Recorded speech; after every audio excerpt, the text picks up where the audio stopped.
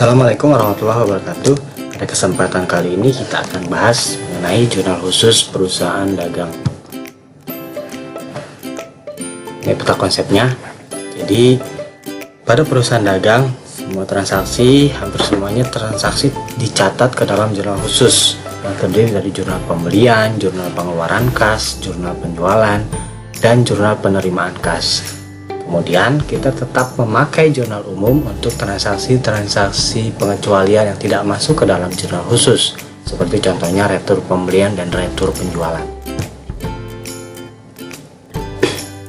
Jadi jurnal khusus itu merupakan sebuah jurnal untuk mencatat transaksi-transaksi yang sering terjadi pada perusahaan dagang yang frekuensinya sudah relatif tinggi, tapi sejenis, sehingga penggunaan jurnal umum tadi yang kita pernah pelajari di perusahaan jasa waktu itu tidak efektif lagi, tidak efisien kalau kita gunakan pada perusahaan dagang.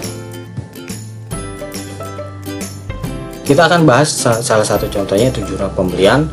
Jurnal pembelian digunakan untuk mencatat transaksi pembelian secara kredit, diantaranya pembelian barang dagang secara kredit, pembelian perlengkapan secara kredit, kemudian pembelian aktiva lainnya secara kredit. Bentuknya seperti yang di atas. Sekalian ini gambaran untuk jurnal penjualan juga. Jadi ada banyak kolom, berbeda jauh dengan jurnal umum pada perusahaan jasa pada semester 1 yang lalu.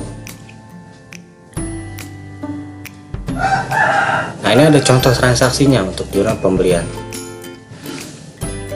Pada tanggal 1 Desember dibeli barang dagang dari PD Agung seharga 2.900.000 dengan syarat pembayaran 3/10N/30, faktur nomor 01. Penyelesaiannya kita coba selesaikan dengan jurnal umum dulu. Jadi pembelian di debit 2.900.000, utang dagang di kredit 2.900.000.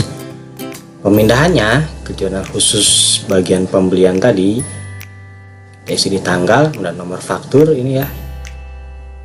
Akun yang dikredit PD Agung karena kita membeli dari PD Agung, termin 3/10N/30, pembelian di debit, oke, utang dagang di kredit.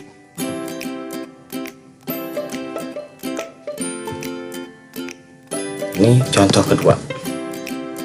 Dibeli peralatan toko dari CV Jaya seharga 7.500.000 dengan faktur nomor 098.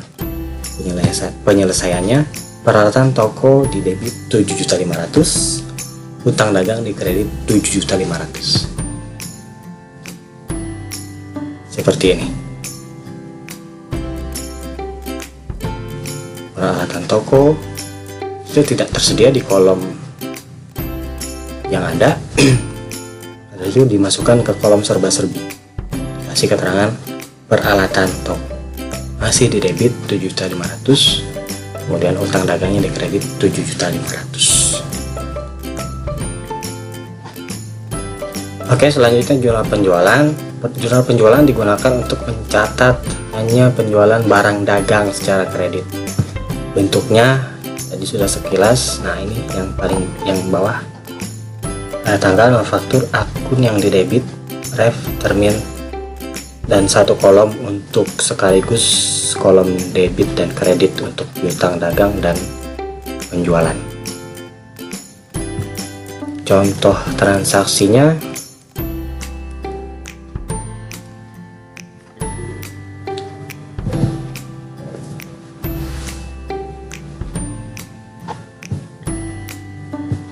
oke, pada tanggal 9 Desember dijual kepada PD Cahaya barang dagang seharga 4 juta dengan syarat pembayaran 2/10N/30, faktur nomor 120.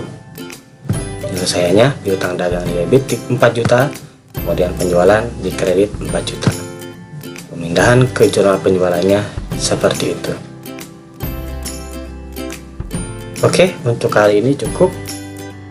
Part 2-nya akan kita bahas mengenai jurnal penerimaan kas dan jurnal pengeluaran kas. Terima kasih. Wassalamualaikum warahmatullahi wabarakatuh.